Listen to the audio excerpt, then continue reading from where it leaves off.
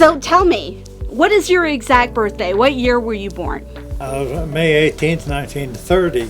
What was it like growing up in this region? I would imagine it's very different than what it's like now. Yeah,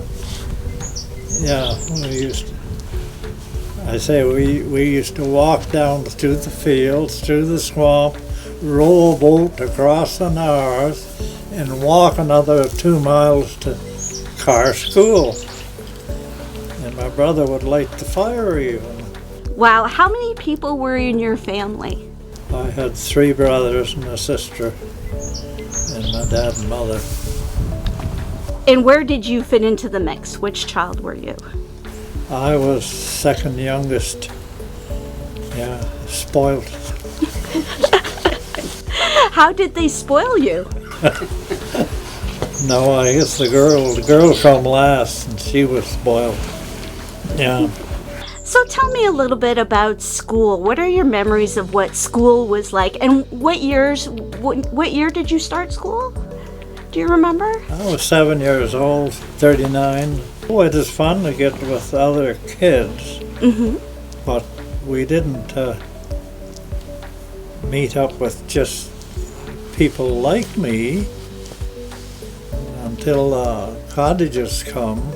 There was one fella, Frank Cressy's cottage over here, and he just died this spring. Were you a good student? I think so. I never got the strap.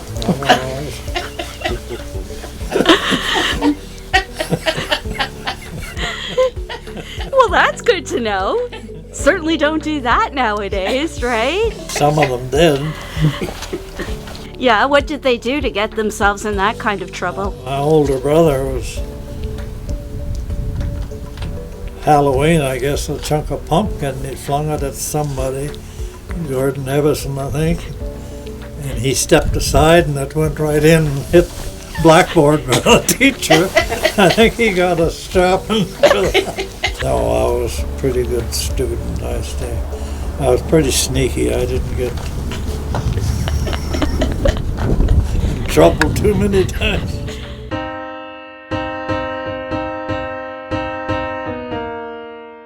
I found this in the shed over here up top in the attic, and it caught my eye. It's a hockey stick, but it's carved out of a birch pole. And at the top here, you can see the bark. How old do you think this is? It's got to be 80, 90 years old. Gosh, can you imagine? Or close to 100 maybe, because it was Dad's older brothers, I think, used it. So Dad's 93. And God, that's incredible, eh? Can you imagine one of your uncles or your dad playing this? And we have the old skates down in the basement too, that the old work boots that the skate part is nailed on them or something. Pretty rustic.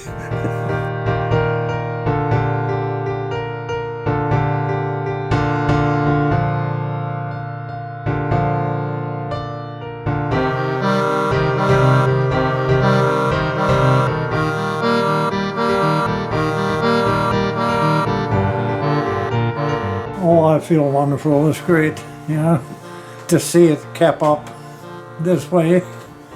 It's great, yeah. And my gramophone, I sort of picked it apart one time, but it still plays. Some of the ducks out there. And I would like to see the farm chairs and stuff, old, and so forth. Yeah, it's nice. How does it feel for you to live in the house that your grandparents, your parents, you, it must be a real... Well, it's home. It's my home. I lived most of my younger life here too. When we were 4, we moved into this. My grandparents moved up to a smaller house here, and we traded homes. And you have so many... I know it's home to you, but for me, I'm like looking around going, oh my God, this is like history here. That well, these people... Everything has been left in the house from my grandparents, the buffets, my dad's aunt's trunk. Oh yeah, there's a picture of the family. And this is your dad's family? Yeah, that's Dad there. Did he die in the home?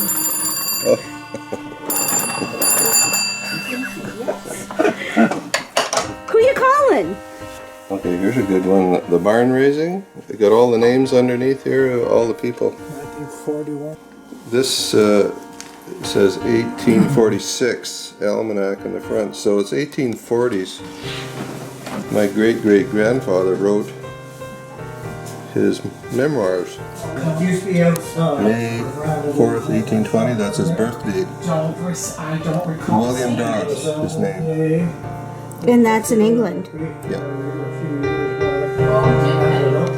Tell us about your dad's bear trap. Well, we had everything. We had horses, cattle, and sheep, and pigs, and chickens, you know.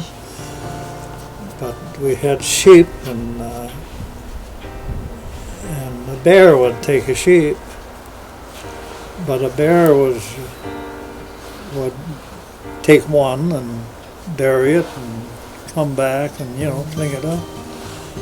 But Dad would set the trap, put sticks in around, so you had to put your foot in on the pad of it. And Herb Edwards from Rescue would come up from the store. Well, that's another thing. He'd come up with a little pot of honey, and that was their sport, trapping the bear. It's my grandparents' coats, and that's some sort of a sheep's wool. I'm gonna leave him to do But this is bearskin gauntlets and the coat. And according to Dad, that's what they wore on the cutter in the winter. Oh my goodness. But there's the coat. It's all bearskin. Heavy.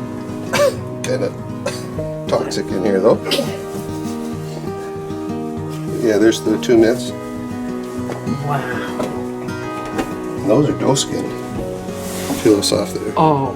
1885, the Dobbs, and this is Maria Dobbs. That's my great-grandmother. And what year is this? 1889? 85.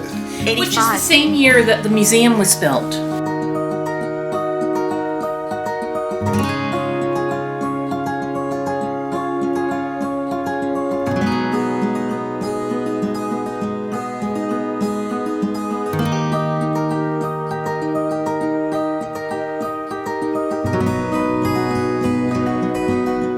Or when you met your wife, how old were you? Oh, I met her going to Arnstein school, but I never noticed her. There's too many other girls, I guess. But yeah. But anyway, we got married, and we didn't know nothing. We had a little house set up. And then Rolly come along, and then Carrie, and that was life. Yeah. Yeah. We learned to draw And- as we went. And how old were you and she when you got married? I was 20 and June was 18. And how long were you married for? 72 years. 72 years, 7 months and 6 days or so. But who's counting? Yeah, it is very good. Moved to Powassan in the later years, and there we were in the pines, and and she had dementia. Went into East Home, which is, I look out my window, I can see the front door of East Home. And I'd go down every day for a couple of years before she died, help her with her dinner and so forth. It worked good, yeah. What did you do for a living while you were raising your family? Well, we're mixed farming, but then I went with Gilbert. He come back from there for us. He was doing the same, but we went building houses. right from cement blocks up. There's quite a few of them between here and Lower and Commanda. Yeah, that we built. And yeah. Let me ask you a hypothetical. If you could go back in time, where would you go to? What part of your life would you want to do all over again? Oh, I don't know. I don't know nothing different. No, this is fine. Just give me the room for the walk in the bush and bike and fishing. I always had a boat, nice boat. What would you do differently? Oh golly. I don't think anything. I don't know what. Everything we worked for, did it all. No, I think I couldn't do any better. I could have been in a city or somewhere, I guess, and that'd be torture. It sounds like you have a very, you have an affection for this area. It's been a good life for you here. Yeah, well, that's it. I'm glad to see it's staying in sort of in the name, and he's enjoying the bush.